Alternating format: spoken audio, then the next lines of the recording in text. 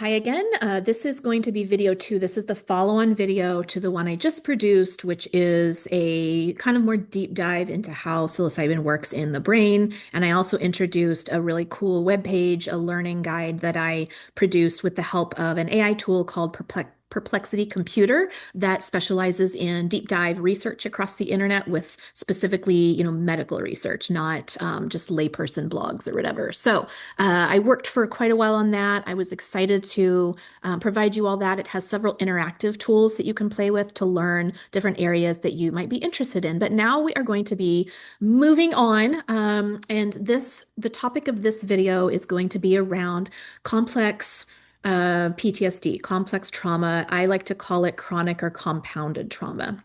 And so I'm gonna be sharing in just a second Dr. Nicole LePera's workbook. This is a free workbook. You'll see in a second, it's not really formatted, like super polished, but the information in it is pure gold. And so I actually have it in our client resource library. So this is going to be available to all clients that get this Google Drive full of resources that we have. In fact, let me go ahead and share my screen so that you all can see that. This is our Fractal Health client resource library. Just making sure that my video is there as well. Looks like it is. Okay.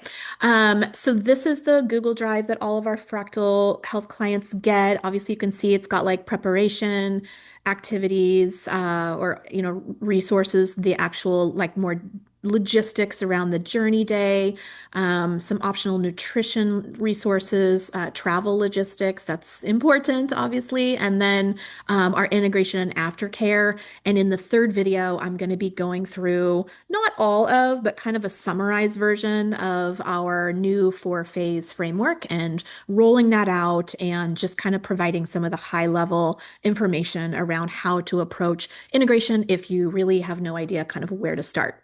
But for this video, I just wanted to show you all, if you're a Fractal client, this is in the root directory. It's this right here, the CPTSD workbook by Dr. Nicole LePera. Again, she is called the Holistic Psychologist on Instagram. I believe she has, let me see here, got my phone here. Yeah, 9 million followers. So she's quite popular on Instagram and just a very down-to-earth person, an expert on complex trauma. So I really appreciate her voice and have learned a lot from her.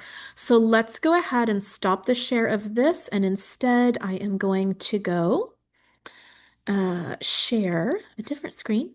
I'm going to share this screen right here. Okay.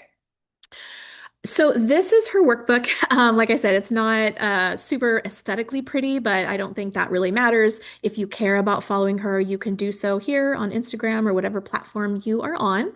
But I wanted to go through, we're not going to go through all of this. There's like 50 pages. And there's a lot of kind of what I consider fluff, like stories and, worksheets, that sort of thing. But I did want to kind of scroll to a couple of different pages in here and kind of walk you guys through it because I feel like it's just so fundamental to what we're doing and the nature of our work. Clients come in, and when I meet with them in the consult, they are always, one of the first things I ask is what's going on? What are you suffering with? What are you struggling with? What are your goals? What does success look like? What does life look like on the other side of this? And so usually people will share with me that they are feeling depressed, that they have major depressive disorder or treatment-resistant depression, or maybe they've been actually diagnosed with an anxiety disorder, or maybe they haven't been diagnosed, they're just feeling chronically anxious. And then I would say a smaller subset of of our clients come and say, other things like, I'm just feeling really burnt out, or I'm struggling with a particular substance, or I have another addiction, like a non-food or non-drink level addiction, right? So these are all coping mechanisms, right? And so they're kind of like different silos of coping mechanisms, but underneath all of them is this foundation of chronic, compounded over time trauma. So I want to just dig into this a little bit because it is so kind of foundational to what we do. And I have a lot of our clients, I would say Over 50% of our clients that come in have, by this diagnosis, or sorry, by this definition, they have some severity level of complex trauma, but they would not consider themselves having PTSD or CPTSD, or maybe they don't even know what it is. They've never even heard of it, right? So this is why I think it's so important to get the word out there. So she has a very great definition right here, CPTSD. It's a natural response. First of all, this is our immature nervous system doing what it was designed to do. It's a natural response to childhood experiences that involved chronic anxiety, chronic neglect, and or chronic danger, physical or emotional danger within our closest relationships, usually our parents, like a caregiver or sometimes a sibling or sometimes both, right? So most people have heard of PTSD. PTSD, like the classic PTSD, is kind of a one-time traumatic incident. Like maybe you're the victim of an assault, or maybe you go to war and see something traumatic there, although certainly long-term chronic war can turn into complex PTSD as well. So this is how it differs, complex or chronic. It's, the experiences of a hurt and overwhelm are inescapable and ongoing. They're ongoing. It's a set of circumstances. It's not just a singular event. And it's inescapable in the sense that, like, for example, in childhood, you're a child, you have no escape if this is happening in your family of origin. Using the veteran thing as well. Like a lot of times you can't just choose to leave a war, right? It's inescapable. You have to stay. You have no escape route out of this toxic or abusive type of environment.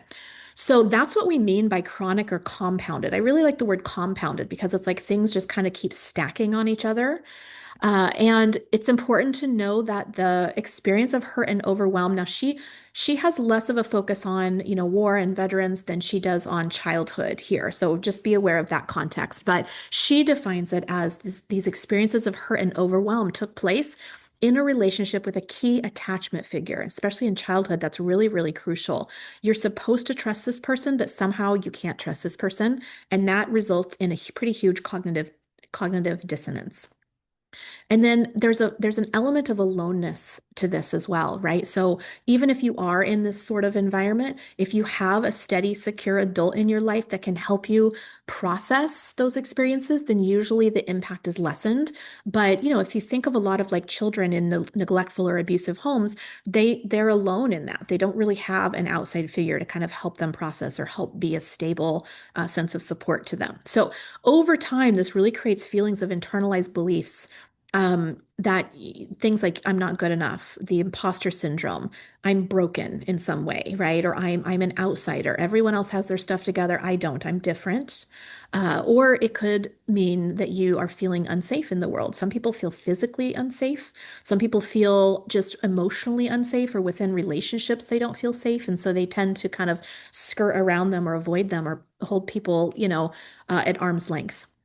So that is basically kind of the definition of what complex or compounded trauma is. And it impacts our sense of self in many different ways, right? A lot of times you're constantly feeling overwhelmed. A lot of times you might dissociate quite often. And this doesn't have to lead to like the severity of like dissociative identity disorder. But if you're sort of constantly stressed and constantly overwhelmed, you're going to need to check out quite a bit just in life. Another thing that people come in is, and they say is like, oh, my partner or my colleagues or whatever call me moody. I have mood swings. Well, swings are actually just a symptom of chronic dysregulation. When your nervous system has been constantly in a state of either fight and flight or like freeze and shutdown mode, and it's been doing that over and over and over, our moods can change drastically throughout the day because we're really easily triggered by things, right? So keep in mind that your brain is like a prediction engine. So it's using past data and past, like especially repetitive things to predict what's going to happen in the future. So this is where our window of tolerance can get narrowed over time, right? So for example, if you have been shamed and mocked and criticized like all your life by parents and then by teachers and then maybe by partners or whatever, you have a pretty strong, maybe tens of thousands, hundreds of thousands of instances, micro instances where that's happened. So your brain is going to have a pretty deep rut around the belief that you are going to continue to be shamed or mocked or criticized. And so what this can lead to is when someone does, maybe they don't, maybe you are shamed or mocked, but it could also be just the smallest, criticism or constructive feedback that then your brain kind of blows up into a prediction engine, right? Of like, oh, this is happening again. So that's what we mean by a trigger. And so that can lead to these mood swings where what the mood swing actually is a dysregulation. You're going into fight mode, you're going into flight mode, you're going into freeze or shutdown mode. Those are dysregulated states, but you go there very easily because your nervous system thinks that it's going to need to based on everything that's happened in your past. So hopefully that makes sense. Very common for people to also come in and in their consult say, I don't have a lot of childhood memories.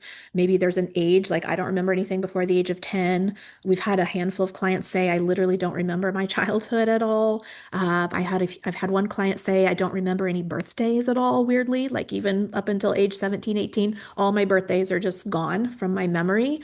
So this can happen, and this is, the memories still exist, but when you think about your childhood, if you can't recall much, it's because of the constant stress that's flooding your brain, right?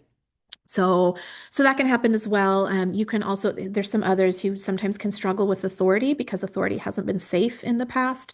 You often feel like you don't belong anywhere. You might have issues concentrating or following through. And sometimes people have misdiagnosis for ADD or ADHD. Now, I'm not saying that those diagnoses are not real, but sometimes people actually have chronic compounded trauma and it's caused their brain to not be able to focus on things. And then they mistakenly believe that they have, attention deficit disorder.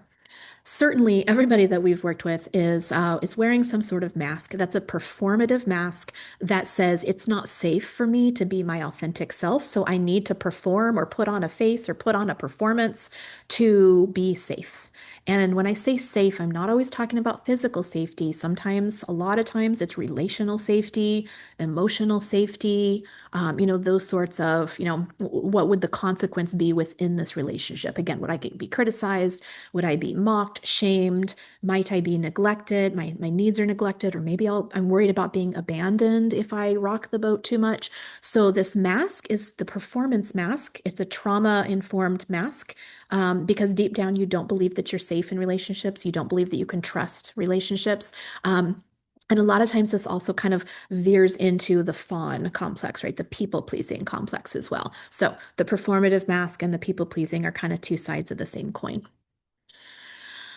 Okay, I kind of talked through this a little bit. So again, I don't want to like sit here and read every single bit in the workbook, but CPTSD really impacts our relationships as adults. So you most certainly are going to have some sort of abandonment or trust issues. I've already talked about the people pleaser. You might feel like you're a burden to others, even getting your basic needs met. Like let's say you're married and you feel guilty asking your partner for a simple hug, something like that.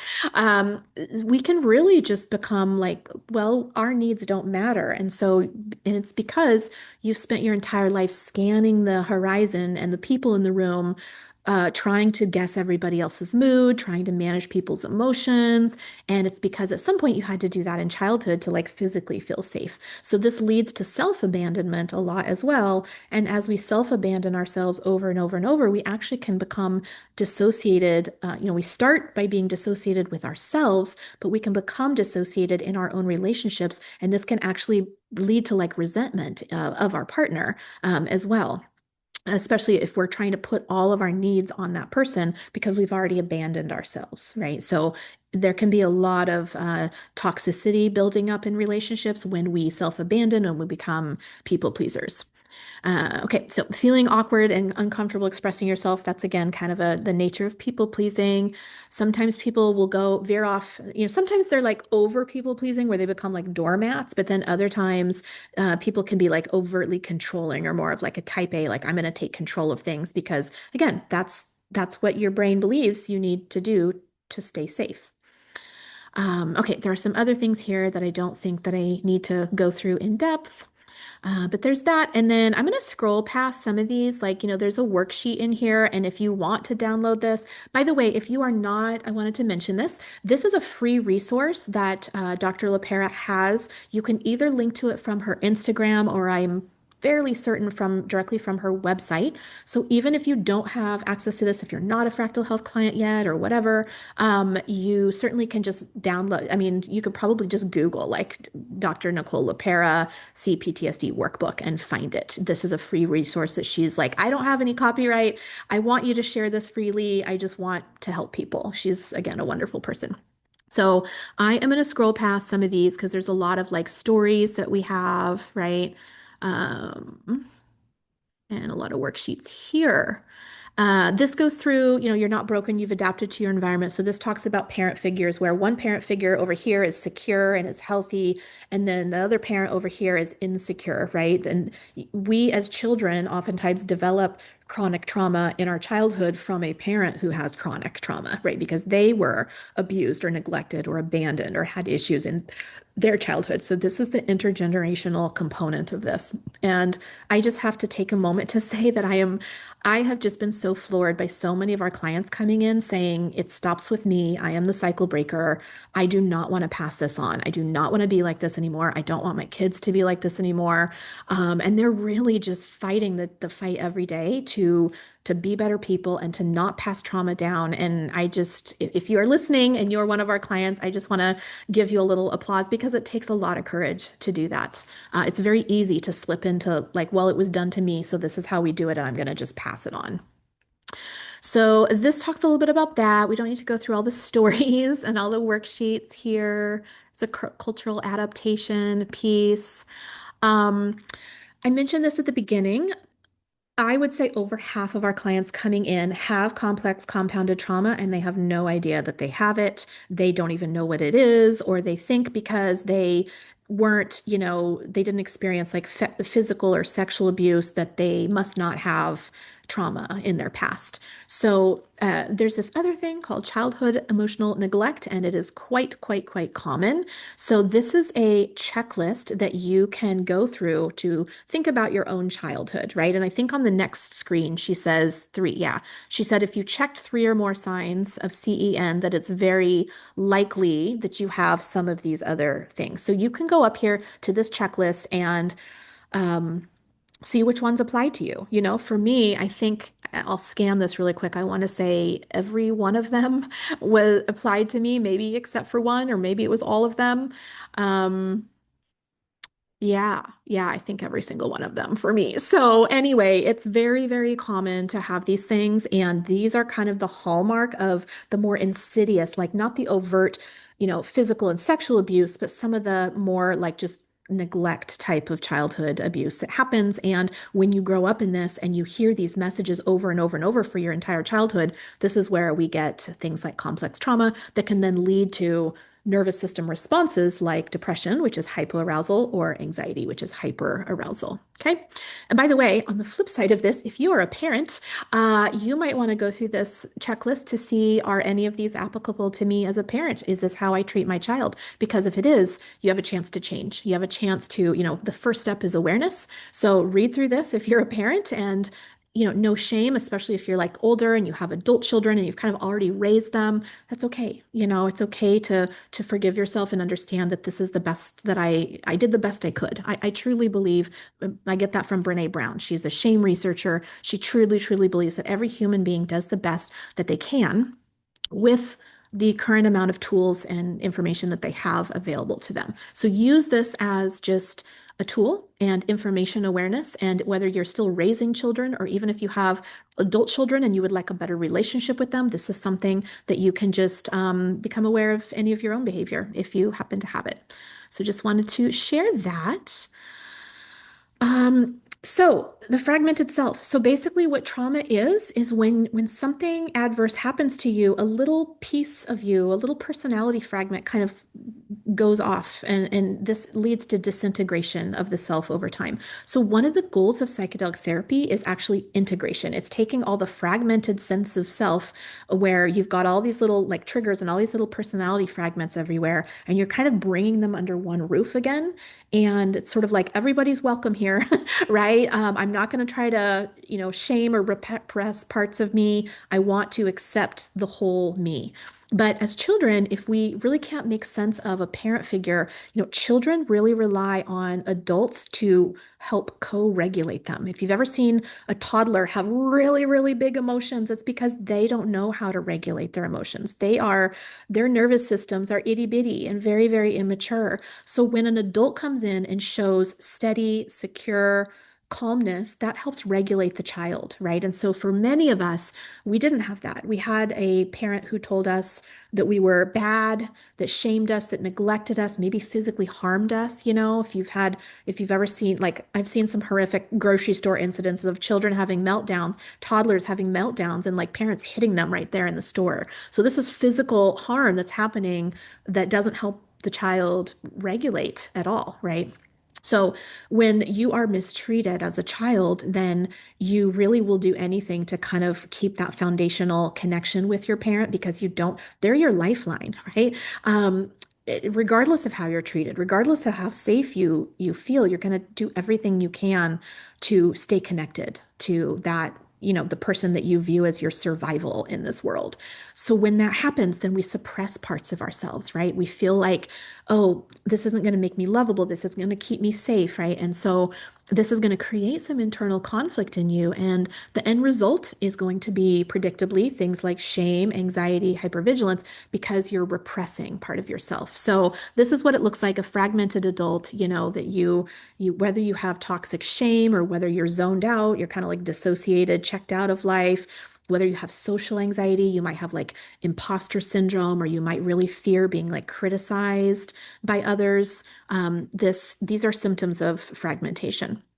This next one is one of my favorite slides in here. This is about the real you, and it talks about how the Western mental health and medical system diagnoses and pathologizes symptoms and nervous system responses, right? So we call it something like a depression depression diagnosis. When, you could change that to say that you had a depressive response to something that was overwhelming to you, right? So this underlying message is like something's wrong with you and we need to treat it. We need to fix it. Um, so what I love about this page is that she's saying the real you it's not your current conditioned thoughts. It's not your trauma-informed behaviors and masks. Like that isn't you. The real you, the authentic you isn't broken at all. It's not unworthy at all. You just have this layer on top that you've lived as kind of like parts of nervous system armor, right? So you might have become, you've come to believe that you might be unworthy or unlovable based on your lived experiences, but this is one of the deepest lies. And this is where we dovetail so nicely into psychedelic medicine because psychedelic medicine has the unique ability to come in and physically dismantle and dissolve shame narratives that exist in the brain's default mode network. If you remember me talking about that in video one, the default mode network is that tops down, rigid thought pattern of like, well, this happened thousands of times before, so this must be how things are. And things get very warped when we live in a neglectful or abusive situation for any period of time. And so we come to believe lies about ourselves and about the world around us. So yeah, this is just like one of my very favorite slides in here. She talks about holistic psychology, and the Greek root of the word psychology is psyche, which you might notice psychedelic means kind of like bringing forth the soul or bringing forth the authentic self, for lack of a better word. So these two dovetail together really, really nicely. I talked about triggers a little bit. And in the last video, I talked about the amygdala. This is like the brain's threat detection center. It's the alarm system in your brain. So when you have compounded trauma and you're living with that heavy weight, you have false alarms going off all the time, whether you're conscious of them or even in your subconscious mind. So here's some simple, fairly small and innocent things that can create emotional flooding in someone who already has this reactivity, right? So it could be some feedback. It could be someone not responding to like a text message in a preset amount of hours that you feel that they should. If someone important in your life, like a partner or a child even, is giving you the silent treatment or is too quiet or isn't like meeting your bids for connection.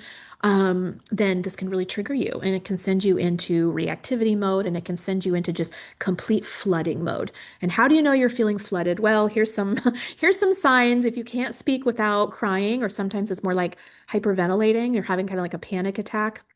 If you're completely dissociating, this is like the avoidant, right? You're just leaving your body, you're checking out, you refuse to deal with it, you're shutting down. Um, that's the shutdown mode, that's the freeze.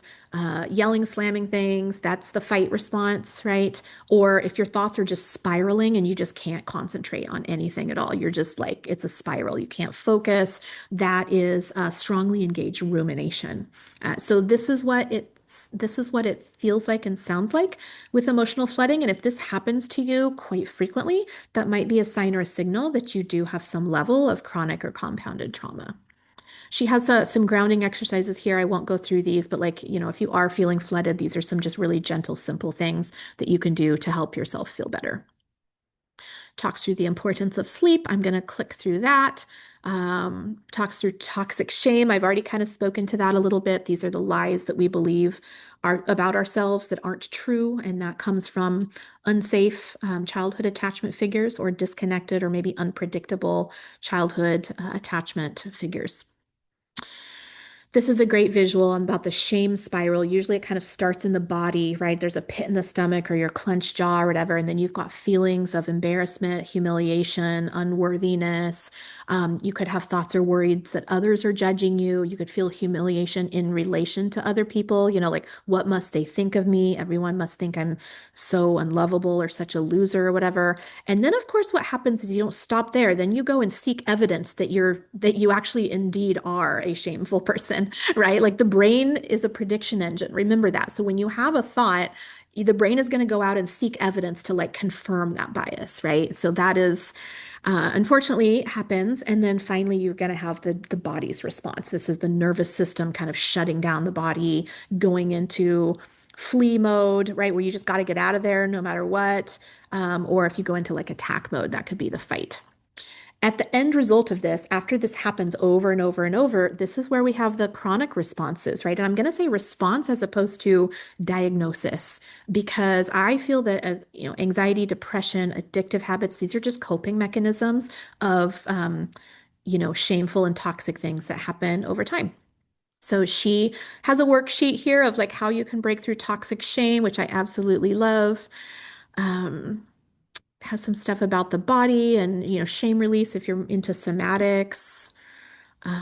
Functional freeze as well. This is great, but I'm going to kind of go past this because I don't want this to be too long. Again, you can get this either from our Google directory or just online if you want to go through this in more detail. Understanding your triggers, this is really like a key to healing, right? We have to understand what emotionally activates us. And if you think about a trigger is really just like it might actually be good for you to create a list of things like scenarios that trigger you because that list is going to be a list of like unhealed wounds from your past, essentially. It is a direct marker to, for example, if you are triggered by criticism, we'll just keep using that. It means that there is a wound in your past where you were hurt or shamed or abused because you were criticized. So it's important to understand that cycle. And like when you're activated, if you're dysregulated, then you do a habitual reaction, right? You get defensive, like it's like a knee-jerk reaction. But when you start to heal, you can implement the pause. You can feel the feelings like, oh, yep, there's that habitual reaction, but I'm actually not gonna, like I feel it rising, but I'm gonna stop it. I'm gonna bring more awareness to my body so that I can give myself some time to choose a more conscious response, right? So this is the difference between those two cycles.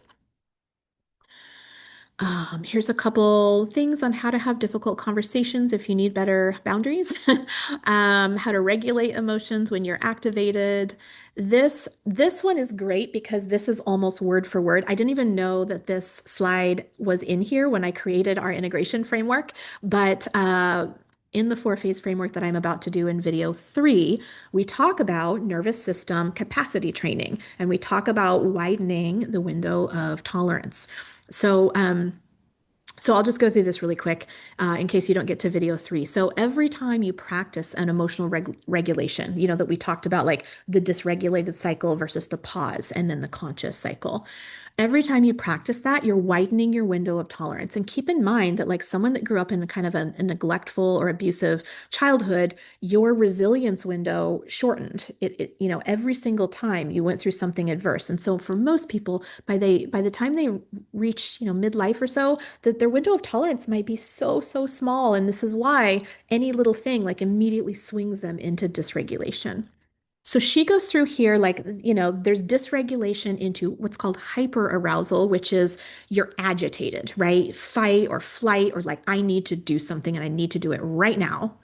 And then on the other side of things, and by the way, this is exhausting. People who live their lives in hyperarousal often have chronic fatigue because their brains are using so much energy and their central nervous system is using so much energy towards their anxiety or their panic or their anger or their just inability to like relax and calm down.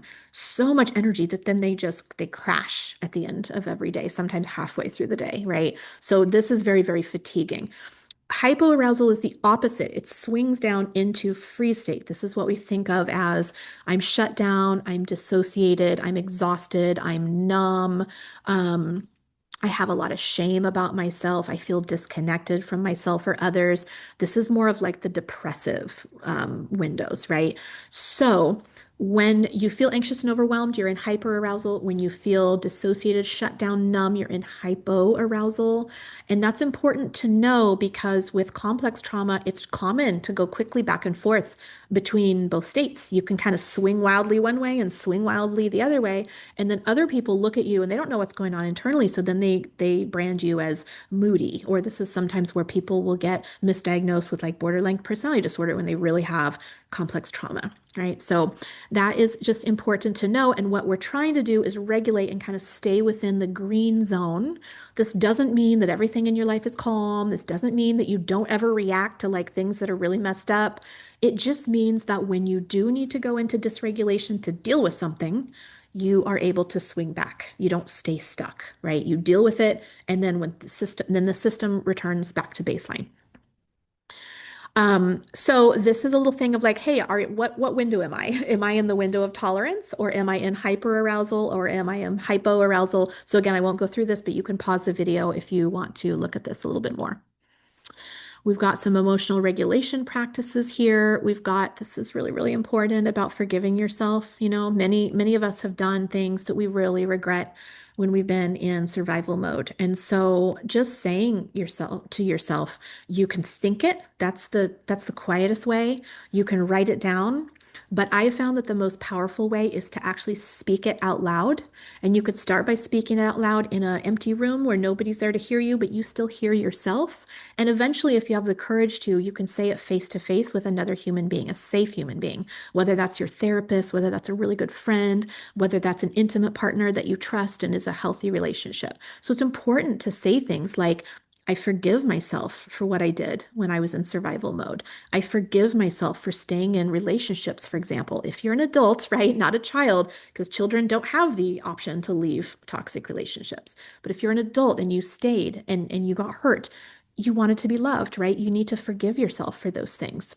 Forgiving yourself for choices that you made when you didn't have any tools, you didn't have any awareness. Like, this isn't about lack of accountability, but this is about stopping the shame spiral of I'm a bad person and learning that forgiveness actually comes with accountability. When you forgive yourself, the next step from that is, and I want to do better. I'm not going to forgive myself and keep doing the things. I'm going to forgive myself and move better into a more positive, healthy mindset, right? So that we always want our insights to be grounded in behavior. And that's one of the key things that I'm going to talk about in our integration framework is making sure that the processing and the insights that you get that live up here cognitively actually become rooted in daily behavior, because that's where change happens. Change just doesn't happen in your thoughts. Change happens through repetitive action. So that part is very, very important. She's got some stuff on resilience. I love this because this section of the guide kind of goes into more like empowering, right? So people who have been through trauma are a lot of times completely unaware of how strong they actually are. If you didn't grow up in an easy home or an easy childhood, but you have still, attempted to make something of yourself, if you're still fighting to become better, you need to honor and recognize your deep, deep resilience that you have. So that's important. She has a reflection exercise here. She has some information on, growth that can happen after post-trauma. And then this is the last one I'm going to cover, waking up to your spiritual self. Now, I know that I have an audience with the full spectrum of spiritual beliefs. We have some very, very conservative, religious folks, of different, Christianity, Catholicism, all different religions. And on the other hand, we have, our I don't believe in anything. I'm very science-minded, evidence-based only. And then in the middle, we have our I'm not religious and I'm spiritual, right? So this isn't talking about you have to subscribe to one belief system, spiritual belief system. What I really like is this line right here. She says that she defines your spiritual self really as your real self. This is your authentic self. This is the self that exists separately from what we talked about up here, this trauma encoded identity, the social survival, the mask you put on, the performances that you do for everybody, right? When all of that drops away, who are you underneath that? And if you don't know who you are underneath that, like that's okay, but you can spend time getting to know yourself, right? Building up your identity, reconnecting with who you really are and the authentic self. And this is where I'm going to end things because this dovetails so well into psychedelic therapy because psilocybin literally, this is not a placebo effect. It goes in and it dissolves harmful trauma encoded narratives in the brain, in the default mode network. So you don't have to have any skill to do this. You don't have to think your way in it. There's no like, oh, how do I do this right and make sure that this happens? It's going to happen regardless because your brain has 2A receptors, and those 2A receptors in general are pretty dense in the prefrontal cortex, like we talked about in video one. So the default mode network will be impacted. Now, we don't know exactly where and exactly which thoughts, but we know that it's going to go offline and it's going to get dysregulated for a little while, intentionally dysregulated. So this is where some of those harmful patterns can, and those harmful thoughts they just dissolve away. It feels like a snake shedding skins is what one client has said. Another client said they feel like they're just taking off coat after coat. Another client said it felt like kind of layers of an onion peeling back, or like you've got all these sticky notes attached to you with labels and you're just like picking them off, right? Whatever analogy you want to use, it feels like that. And so it's not that things keep shedding and shedding until there's nothing left.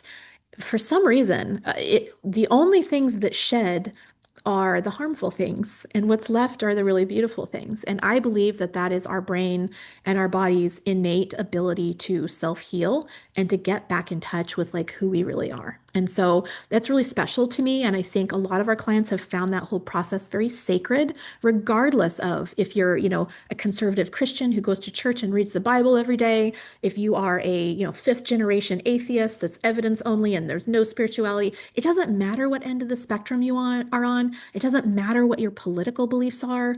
Everybody who has faced this compounded trauma, especially in their childhood, can heal and can learn from this and can discover their authentic self. Even if you're not comfortable calling it your spiritual self, that's okay. Nicole is a very spiritual person, so she refers to it that, but if that makes you uncomfortable, you can just call it like the authentic you, right? The real you, the higher self, whatever you want to call it.